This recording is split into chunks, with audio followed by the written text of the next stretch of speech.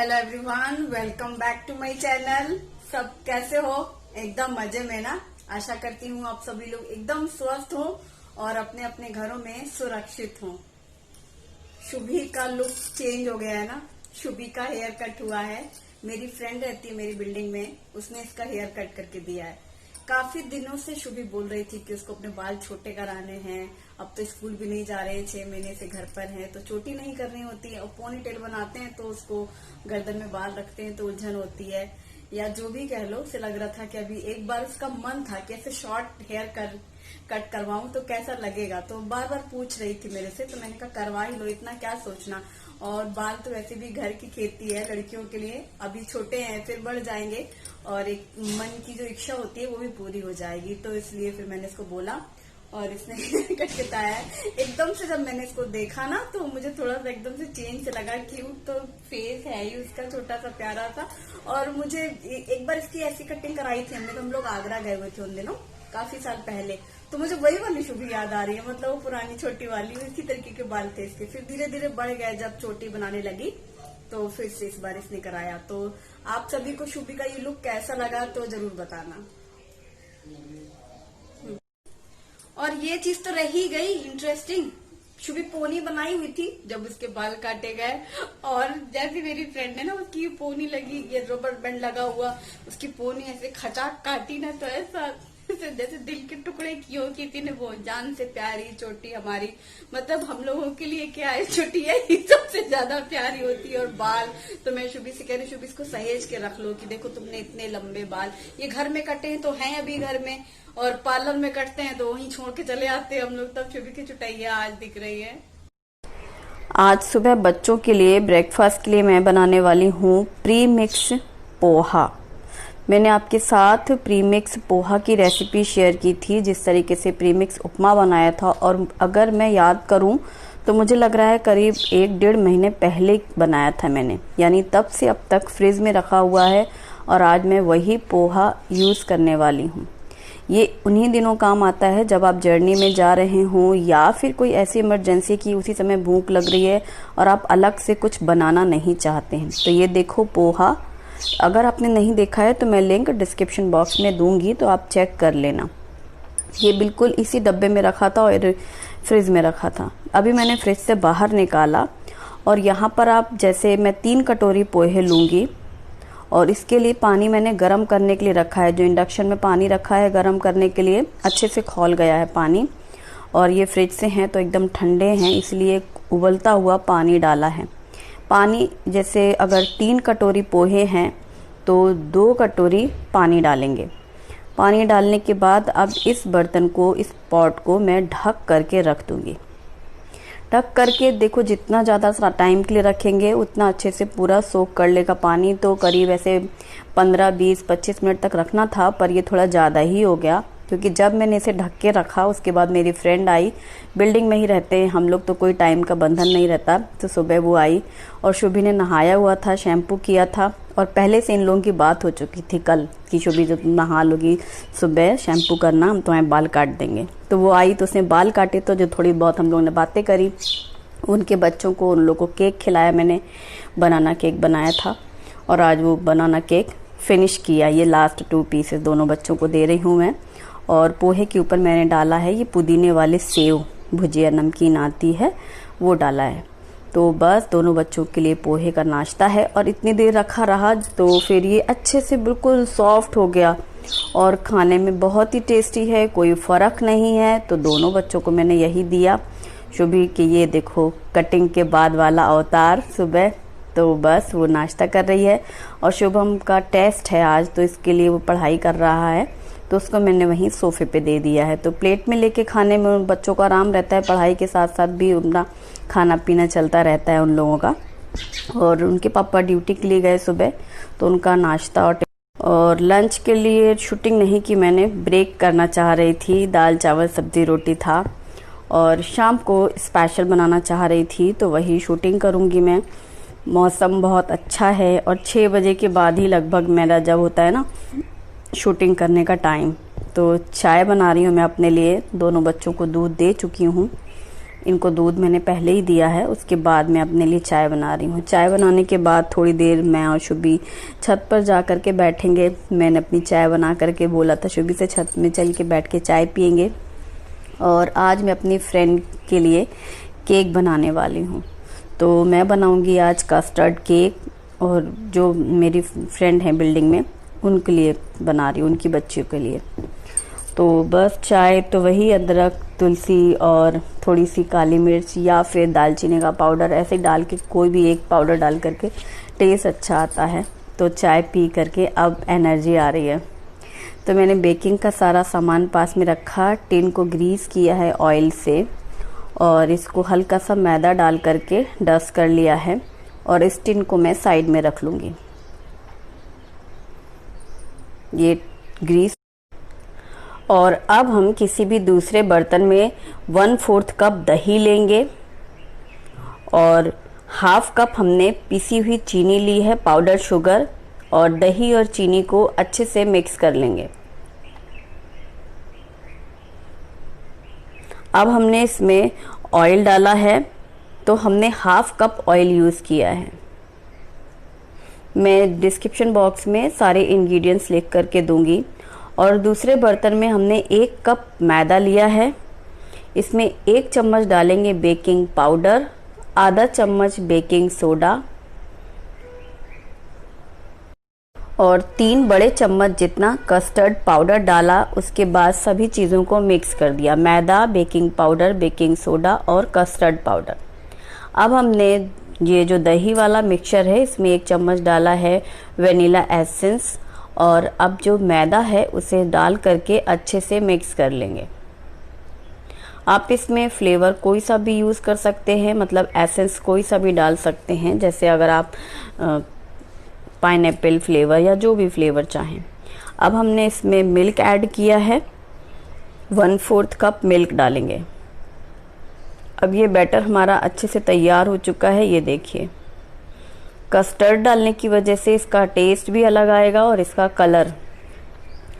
और अब हमने डाला है टूटी फ्रूटी रेड कलर की। यहाँ पर टूटी फ्रूटी भी आप ग्रीन भी डाल सकते हो या रेड डालो, जो बच्चों को पसंद है, क्योंकि बच्चों को टूटी फ्रूटी वाला केक ज़्यादा पसंद रहता है। उन्हें जैसे कि मार्केट में ब्रिटानिया केक आता है वैसा वाला वो लोग पसंद करते हैं ना, तो उनको लगता है कि हाँ यह वो वही केक खा रहे हैं।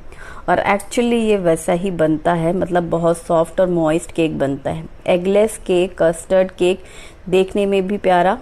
अब मैंने इसको टिन में डाल दिया है। अब इसे बेक करने के लिए मैं माइक्रोवेव का यूज़ कर रही हूँ, तो 180 डिग्री पर प्री हीटेड माइक्रोवेव में इसको मैं 30 मिनट के लिए बेक करूँगी।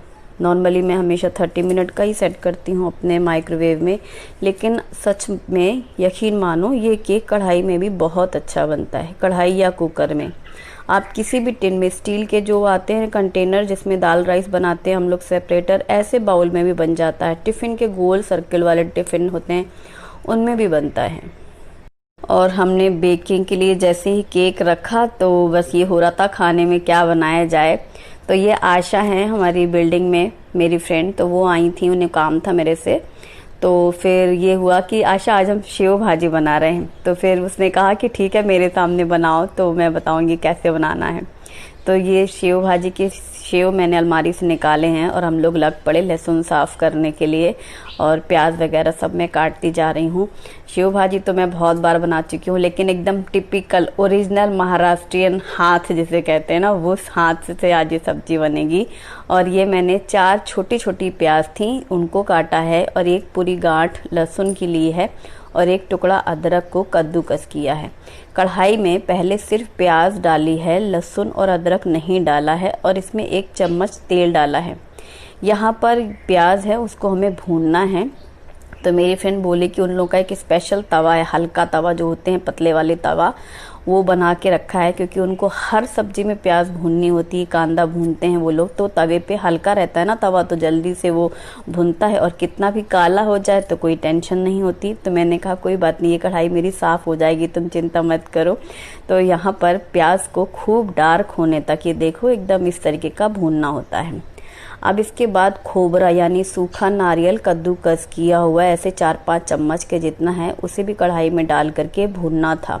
इसमें भूनने के बाद भी वही खूब डार्क भूनना था। अब 1 छोटी चम्मच हमने डाला है खसखस, और खसखस डाल करके भी भून लेंगे। खसखस यानी पोस्ता दाना, तो ये भी खोबरा के साथ ही भून लेना है। लास्ट में डाला है खसखस, तो गरम थी कढ़ाई, वो अच्छे से भून गया है और गैस बंद कर दी। अब सभी चीज़ें हमने प्लेट में निकाल ली हैं। ये तैयार है और इसका हम बनाएंगे मसाला। तो अब मैंने इसको डाला है ग्राइंडर जार में, क्योंकि इसका एकदम फाइन सा पेस्ट बनाना है। और जो लहसुन छील के रखी थी, कच्ची लहसुन, और ये अदरक डाल देनी है। लहसुन को भूनना नहीं था। लाल मिर्ची मैंने 1 चम्मच भर के डाली, फिर आशा ने कहा अरे थोड़ा और डालो, तो मैंने मुझे थोड़ा है तो थोड़ा और डाला, यानी 1 चम्मच से थोड़ी ज़्यादा। और धनिया पाउडर 1 छोटी चम्मच जितना। और इसमें हल्दी उसने मना किया तो मैंने नहीं डाला, थोड़ा सा पानी डाला, और पानी डाल करके इसका अच्छा फाइन पेस्ट बनाना है। मैं जब बनाती थी तो मैं डाल देती थी हल्दी के बिना हम बनाते नहीं है सब्जी। तो फिर अब चूंकि मुझे सेम फॉलो करना था कि एक्चुअली ये लोग बहुत महाराष्ट्रियन में इधर मसाले वाली सब्जी बनती है, तो मैंने सोचा कि ऐसे ही बनाऊंगी जैसा वो बोल रही है। तो फिर अब मैंने कढ़ाई फिर साफ़ की थी क्योंकि वो काली काली हो गई थी। तेल डाला तो उसने कहा कि थोड़ा और डालो, जितना मैंने डाला ना उससे थोड़ा और डालो। फिर उसको उस बात का भी ख्याल था कि हम लोग कम खाते हैं तेल मसाले, इसलिए वो अपना हाथ भी रोक रही थी, मतलब बताने में कि अच्छा ठीक है तुम्हारी फैमिली में इतना हो जाएगा। और फिर उस तेल में डालना था ये मसाला भूनना था। मैंने ग्राइंडर जार से अच्छे से निकाल के मसाला कढ़ाई पे निकाला है, समझ ही गए होगे ना, पूरा चिपक जाता है वो। तो फिर अब मैं भून रही हूँ मसाले को। अब मसाला भून ही रहे थे कि यहाँ पर माइक्रोवेव ने आवाज़ दी कि भैया केक तैयार है। केक खोल के देखा तो मज़ा आ गया। जब केक इस तरीके से बनता है ना तो दिल खुश हो जाता है, और ख़ासकर तब जब आप किसी दूसरे को खिलाने वाले हैं, तब कोई कमी नहीं होनी चाहिए, क्योंकि डर वही बना रहता है। चाहे रोज़ अच्छा बने, अब किसी को खिलाना हो बिगड़ जाए तो बड़ा मन खराब होता है। तो ये केक रेडी हो चुका है। तो केक को ठंडा होने के लिए रखते हैं, बाद में काटेंगे, तब तक हम लोग और भी काम करेंगे। और ये केक कीर्ति और आशा इन्हीं दोनों को खिलाना है। और एक रूबी भी हम लोग की फ्रेंड, इस बिल्डिंग में 3 लोग हैं जो मतलब ज़्यादा मिक्सअप रहते हैं। तो ये देखो टिन को मैंने पलटा, और मैं सोच रही थी कि मैं इसे टैप करूंगी, और जब बिना टैप किए ऐसे वो फील आ जाती है ना, पलटो तो लगता है तो पूरा निकला हुआ रखा है, तब और भी ज़्यादा मज़ा आता है। मतलब अच्छे से क्लीन निकलना चाहिए ना टिन से केक, तो उसका टेक्सचर देखने में बड़ा प्यारा लगता है। बहुत सॉफ्ट, बहुत ही मतलब ज़रूरत से ज़्यादा सॉफ्ट बना है केक, क्योंकि जब केक टूटता है ना तो पता चलता है। अब यहाँ मसाला अच्छे से भुन चुका था, तो यहाँ पर मसाला डालना था। मैंने गरम मसाला डाला है, जो खानदेशी गरम मसाला मैंने बनाया था, 1/4 टीस्पून बस, क्योंकि वो स्ट्रॉन्ग होती है उसकी खुशबू।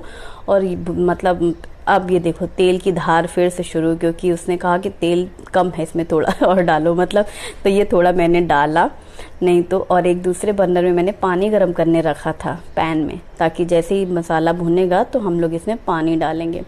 तो मैंने डाला थोड़ा और तेल, और फिर भूना। और भूनने के बाद उसने बोला कि जैसे मसाला भुन जाता है तो जब हम लोग कलछी से ऐसे गिराते हैं ना, तो एक ही बार में गिर जाए मसाला, झटकना नहीं पड़े कलछी से, तब पहचान होती है कि मसाला भुन गया है। तो ये देखो सब्जी का मसाला तैयार हो चुका है। पानी यहाँ पर गरम ही डालना है, तेल ऐसे अलग हो जाता है मसाले में। हालांकि हमारे हाथों से तेल उतना गिरा नहीं है, मतलब ज़्यादा नहीं है। इनकी जो रेगुलर सब्जी होती है, डेली वाली भी सब्जी, उसमें ऊपर तेल रहता है। और अब मैंने डाला है पानी गरम, एकदम खौलता हुआ पानी डाला है। और इससे क्या होगा, मसाले का जो कलर है वो वैसा ही रहेगा, सब्जी का जो कलर आता है वैसे उतरता नहीं है कलर। और चेक कर लें कितनी गाढ़ी चाहिए। अब इसमें थोड़ा सा हरा धनिया कटा हुआ अभी डाला है जब मसाला पक रहा है, नमक स्वाद के अनुसार डाला है। और इसको आंच को धीमी कर देंगे, तो फिर जो सब्जी का तेल होता है ना, लाल तरी, वो ऊपर आ जाती है, एकदम तेल ऊपर आ जाता है। तो धीमी करके गैस मैंने उसको पकने दिया। और आशा चली गई घर अपने, मतलब यही बिल्डिंग ही है पूरी। तो सब्जी बनने के बाद मैं भिजवाऊंगी और केक भी काटने के बाद देंगे। तो मैं अपने काम में लग गई। और उन लोगों को क्या पता रहता है कब अभिलाषा की शूटिंग रहती हो, तो इत्तेफाक था। और पता है आज मैं बनाने कुछ और वाली थी, सच्ची में। और पर शुभम पिज़्ज़ा पराठा बनाने वाली थी। शुभम से मैंने पूछा क्या बनाऊं, तो उसने ही बोल दिया अपने आप की शेव भाजी बनाइए, बहुत दिनों से नहीं बनी। तो मैंने कहा ठीक है चलो शेव भाजी बना देंगे। और शेव भाजी बनानी थी और इत्तेफाक की आशा आ गई, तो फिर मैंने सोचा चलो इनके ही एकदम टिपिकल महाराष्ट्रियन टेस्ट में बनाते हैं, क्यों मैं अपना इंडियन वो यूपी वाला हाथ डाल दूँ उसमें, इसलिए आज ये ऐसा हुआ। तो मैंने कहा आपको देखने को भी मिल जाएगा। और बस अब ये मैंने ग्रेवी तैयार है तो गैस बंद कर दी है, उतने में बर्तन वर्तन भी साफ़ हो गए हैं। और उसने बोला था कि सेव तुरंत मत डालना वरना वो गल जाते हैं सेव ज़्यादा, थोड़ी देर बाद डालना और आँच को धीमी रख के ही खौलाना ग्रेवी। और आटा गूँथने तक ये देखो, ये सब्जी का कलर देख रहे हो आप, आटा गूँथ के रख दिया मैंने और ऊपर लाल लाल तेल आ गया है। लेकिन मिर्ची बार बार वो कह रही थी कि हम लोग थोड़ा इससे ज़्यादा मिर्ची डालते हैं और थोड़ा ज़्यादा तेल डालते हैं, तो चूँकि अब हमारे यहाँ सब लोग इतना तीखा खाएंगे कि नहीं, इस बात को डर रही थी। और ये सेव डाले मैंने अब, जबकि उसने ऐसा ही बोला था कि बाद में सेव डालना और बहुत ज़्यादा सेव मत डालना वरना वो गाढ़ी गाढ़ी हो जाती है सब्जी। और हरा धनिया डालना है, तो मैंने डाला है सेव और हरा धनिया। गैस ऑफ है और बस अब डाल करके मिक्स कर लेंगे। और इस कढ़ाई को मैं साइड में ढक करके रख दूंगी ताकि गर्मा गर्म रोटियां बननी शुरू हो जाएं। और ये बन गई है खानदेशी शेव भाजी। महाराष्ट्र में मतलब जो खानदेश एरिया है, ये जलगांव डिस्ट्रिक्ट, यहाँ की ये एक स्पेशल सब्जी मानी जाती है शेव भाजी। और अब मैं बना रही हूँ रोटी, क्योंकि वो ऐसा टाइम था कि नहीं तो मैं पता है वो तेल वाली पोड़ी भी बनाने को मतलब पूछती उससे आशा से। ये लोग तेल वाला लगा करके घड़ी मतलब परत वाली पोड़ी बनाते हैं रोटी, बड़ी बड़ी रोटी, जितना मेरा चकला है इससे बड़ी रोटी बनती है। हाँ सच में इनका बड़ा वाला चकला रहता है और लेकिन वो एकदम सॉफ्ट रहती है, नरम, उसको ऐसे 4-5 बार भी आप फोल्ड कर सकते हो। मैं बनाने बैठती हूँ घड़ी वाली पोड़ी तो पराठा बन जाता है, मतलब कि वो पराठा ही जैसा हो जाता है। वो घी तेल उतने ही उड़ेलते हैं हम लोग, वो लोग बिल्कुल हल्के तेल में बहुत नरम रोटियां बनाती हैं, उसको पोड़ी कहते हैं महाराष्ट्रियन, बड़ी बड़ी बनती है। तो अब चूंकि खाना बनाने का ही टाइम था ना, तो इसलिए मैंने नहीं बोला। फिर कभी वो फ्री होगी या पहले से ही बात करके रखे तब कहूँगी तो मुझे बताएगी। जब मैं उसके पास जाऊँ तो वो तो बनाती रहती है हर वक्त, लेकिन मतलब जब जाओ सुबह शाम में, लेकिन तब शूटिंग करने में अच्छा नहीं लगता ना, अपने घर में ठीक लगता है मुझे। ऐसे कहीं गए कोई कुछ भी बना रहा है तो दिखाना शुरू हो गए, वो नहीं अच्छा लगता। हालांकि मेरा ज़्यादा जाना भी नहीं होता। अभी आरती जो देवी बताया था ना मैंने, वो फुल भूलाबाई, वो इन्हीं के घर में आई हुई हैं। तो जैसे आरती की वजह से कभी कभी शाम में गई तो इस तरह से होता है, वरना मेरा भी काम में ही रहता है दिन पूरा। और कैसरोल में मैंने लगाया कपड़ा और रोटियां बन गई हैं, घी लगा के मैं रोटी रख रही हूँ। और हल्का सा हल्दी डाला था इसलिए घी का इतना सुंदर कलर। आशा ने बोला अरे उसी दूध वाले से तो हम भी दूध लेते हैं, मतलब बिल्डिंग में वही दूध वाले भैया आते हैं और हमारा घी तो सफ़ेद सफ़ेद होता है बिलाशा, तुम्हारा घी इतना पीला पीला सुंदर क्यों? तो मैंने बताया कि हल्दी डालती हूँ मैं थोड़ा सा, इसीलिए ऐसा है। तो यही चीज़ हो जाती है, हर किसी के हाथ का थोड़ा सा फ़र्क होता है। दूध तो पूरी बिल्डिंग में वही आता है और सब लोग घी बनाते हैं मलाई से, तो सबके घी में भी कलर या कुछ स्वाद का कुछ फ़र्क हो जाता है। इसी तरह खान पान में भी रहता है, रोटी हो या सब्जी हो ना, थोड़ा सा हर घर का हाथ हम लोगों का। चलो अब केक काटते हैं, सब्जी रोटी तैयार है, केक अच्छा ठंडा हो गया है। केक तो ना पूछो यार, इतना खूबसूरत केक है, इतना टेस्टी केक है, जैसे मतलब हस्बैंड तो बोले कि ये केक तो वैसा है जैसे अमरावती में ना, जब हमारे बच्चे छोटे थे हम लोग अमरावती शॉपिंग के लिए जाते थे या जलगांव जाते थे तो बेकरी से एक लाते थे ब्रिक, ये बड़ी वाली केक लेते थे हम लोग, तो वैसे ही बिल्कुल केक है मीनू, बिल्कुल वैसा। हाँ सच्ची में। और शुभम तो बोला बहुत ही बढ़िया है, और कस्टर्ड का कलर और टेस्ट तो बच्चों को अच्छा लगता ही है। वैनिला वाला था नॉर्मल और टूटी फ्रूटी डाली है, सॉफ्ट बहुत बना था, मतलब मैं काट रही थी ना तो देख रहे हो ना बिखर रहा है, टुकड़ा टुकड़ा हो रहा है, बहुत सॉफ्ट स्पॉन्जी केक है। तो खुशी हुई कि इन लोगों को सबको खिलाना है, तो मैंने सोचा पहले ये सब कर लिया जाए, फिर काट के डब्बे में भर के साइड में रख देती हूँ मैं। तो रखो ना किसी भी एयर टाइट कंटेनर में, वो और भी ज़्यादा सॉफ्ट हो जाता है, क्योंकि ऊपर का जो क्रस्ट है वो थोड़ा सा उस तरीके का रहता है ना, हार्ड सा। टेस्टी तो बहुत लगता है वो, और लेकिन ऐसे ये जो केक आज है कल तक वो और भी ज़्यादा सॉफ्ट हो जाता है। अब मैंने सबके लिए थाली परोसनी शुरू करी, क्योंकि शुभम की फरमाइश थी आज सेव भाजी की, और ये दोपहर के चावल रखे थे तो मैंने अभी गरम किया है। माइक्रोवेव में। और क्योंकि थोड़ा सा ही चावल चाहिए पर सब्जी के साथ में बच्चों को अच्छा लगता है, तो इसलिए एक कटोरी बची थी चावल, तो दोनों बच्चों को दिया मैंने, हम लोगों ने नहीं लिया और बच्चों के लिए ही दिया। मैं बना भी लूँ रात में तो फिर ज़्यादा चावल नहीं यूज़ होगा। और ये सब्जी तो ऐसी होती है कि शुभम ऐसे मन से खाता है, जैसे होता है ना मन से खाना, वो वाली चीज़ है। और इसकी फरमाइश थी शुभम की, तो खुश हो गया और अब हमसे कह रहा मम्मी जैसे आशा आंटी ने बनाया ना, अब आप देख लिया आपने, अब आप ऐसे ही बनाया करो हमेशा। मैं कह रही है ठीक है। अच्छा देखो बच्चे महाराष्ट्र में रहने लगे ना, तो उनको यहीं का स्वाद भा गया है। और छोला राजमा हम लोगों के अपने अलग ही एक टेस्ट में आते हैं, और यहाँ की महाराष्ट्रियन सब्जियों का टेस्ट अलग रहता है, तीखा वाला मीठा। लेकिन अब पसंद है बच्चों को, नींबू डाल के खाते हैं, 2-3 बूंद नींबू डाल दिया सब्जी में, तो मसाले का जो एक जोरदार तीखापन होता है वो थोड़ा दब जाता है और टेस्टी भी लगता है। और सब्जी भिजवाई मैंने आशा के यहाँ, तो उसने यही बोला कि हमारे हिसाब से तो बिल्कुल तीखा ही नहीं है, मतलब उनको तो ये कुछ तीखी नहीं लगी, मिर्ची तुम्हारी फीकी है बिलाशा। और थोड़ा ज़्यादा मिर्ची डालते हैं तो तीखापन आता, और तेल तो ऊपर कुछ दिख ही नहीं रहा है सब्जी में। खैर हमारे हिसाब से तो इतना भी बहुत था। और ये कच्चे केले आए हैं, हस्बैंड आए थे ड्यूटी से तो कच्चे केले आए हैं, और नारियल का गोला आया है। तो मैं बहुत ही जल्दी गीला नारियल के साथ और कच्चे केले की रेसिपीज़ भी शेयर करने वाली हूँ। और केक तो मेरी दोनों ही फ्रेंड्स को बहुत पसंद आया, आशा के यहाँ भी और कीर्ति को भी। इन्हीं लोगों के लिए